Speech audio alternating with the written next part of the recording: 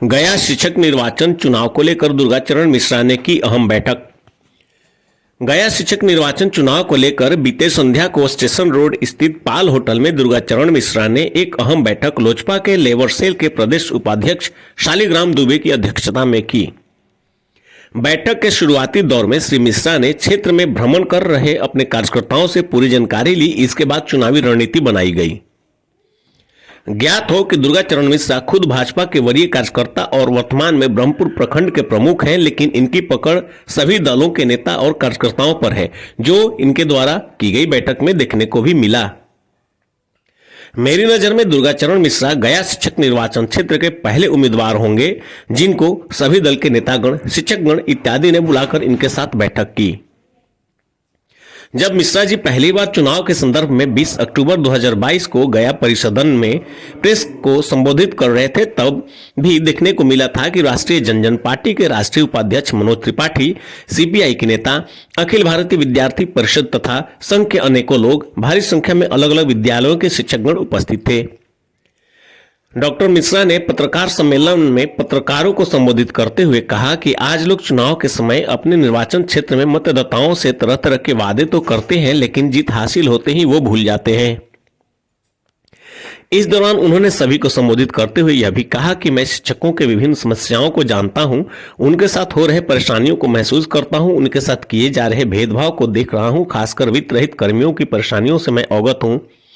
मगध विश्वविद्यालय के विद्यार्थियों का उदाहरण पेश करते हुए उन्होंने विद्यार्थियों के प्रति भी गहरी संवेदना प्रकट की।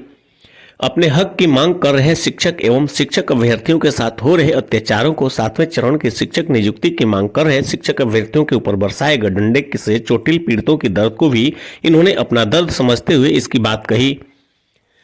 आगे उन्होंने कहा कि यदि मैं जीतकर आपके बीच आऊंगा तो मैं अंतर जिला स्थानांतरण करने, वित्त रहित कॉलेज के शिक्षकों को नियमित वेतनमान, शिक्षकों को शिक्षा के अलावे किसी और काम जैसे जनगणना करना, चुनाव कराना इत्यादि में नहीं लगाने आदि मुद्दे को सरकार के समक्ष रखूंगा। जो है शेरघाटी अनुमंडल के अंतर्गत 3 प्रखंडों का दौरा किया। बाकी बाजार, इमामगंज और डुमरिया 3 प्रखंडों का दौरा किया है। उसमें काफ़ी टीचरों जो है उदासीन थे। वर्तमान जनप्रतिनिधि जो बने हैं उनसे काफ़ी नाराजगी है लोगों में, और पूरी तरह से परिवर्तन की लहर दिख रही है, और सभी लोग नौजवान को जिताना चाह रहे हैं। चूँकि इन्होंने जो भी मुद्दा पर चुनाव लड़ा था वो मुद्दा एक तरीके से जुमला साबित हुआ। चाहे वो राज्यकर्मी का दर्जा हो, चाहे पूर्ण वेतनमान का हो, जो चाइनीज वेतनमान दिया जा रहा है उसके विरोध का मामला हो, वेतन विसंगति का मामला हो, एमएसपी का मामला हो, आपको अंतर जिला स्थानांतरण का मामला हो, या जो अतिथि शिक्षक हैं उनका नियमितकरण का मांग हो, या उनका शोषण जो हो रहा है वो बंद होना चाहिए और उनको जो है रेगुलर किया जाना चाहिए उसका मामला हो, या महिलाओं का समस्या हो, महिला शिक्षिकाओं को, सारी समस्याओं में पूर्णतः फेलियर रहे हमारे वर्तमान प्रतिनिधि, और जिससे शिक्षक समाज में पूरा तरीके से गया शिक्षक निर्वाचन क्षेत्र में रोष व्याप्त है। और आप जब जीत हासिल करके आएंगे तो सबसे पहली प्राथमिकता क्या होगी? सबसे पहले हमारी प्राथमिकता देखिए, जब राज्यकर्मी का दर्जा मिल जाएगा, अभी तक तो सरकार जनगणना करा रही है, 24 घंटा चुनाव ड्यूटी कराती है शिक्षक भाइयों को, और सब काम आप करा रहे हैं सरकारी कर्मी का। डीओ डीपीओ जांच कर रहे हैं तो कर रहे हैं कि वेतन हम दे रहे हैं, आप कह देते हैं कि नियोजन इकाई के ही लोग हैं।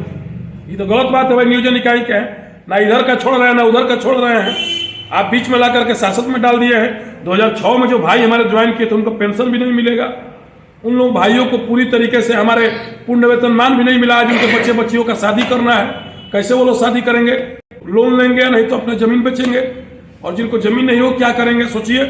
तो अभी जो साथ शोषण कर रही है सरकार। अभी जो शिक्षकों के ऊपर बीते माह में जो लाठीचार्ज हुई थी उस संबंध में कुछ कहेंगे क्या? इसके लिए सारे हमारे वर्तमान जनप्रतिनिधि जिम्मेवार हैं और शिक्षक नेता जिम्मेवार हैं। वो लोग केवल दलाली का धंधा बना लिए हैं, और एक तरीके से नए रोज प्रोपेगेंडा के तहत जांच करवाने के नाम पर और शिक्षकों का भय दोहन कर रहे हैं, और उसमें चंदा वसूली करके और यूनियन की लड़ाई के नाम पर शिक्षकों का ठगी कर रहे हैं, और वही लोग जिम्मेवार हैं जो हमारे जनप्रतिनिधि है। देखिए, संविधान में स्नातक के लिए स्नातक प्रतिनिधि है, शिक्षक के लिए शिक्षक प्रतिनिधि है, और पंचायती राज के जनप्रतिनिधियों के लिए पंचायती राज का एमएलसी है, और एमएलए और एमपी हमारे राज्य और केंद्र में प्रतिनिधि है जनता के।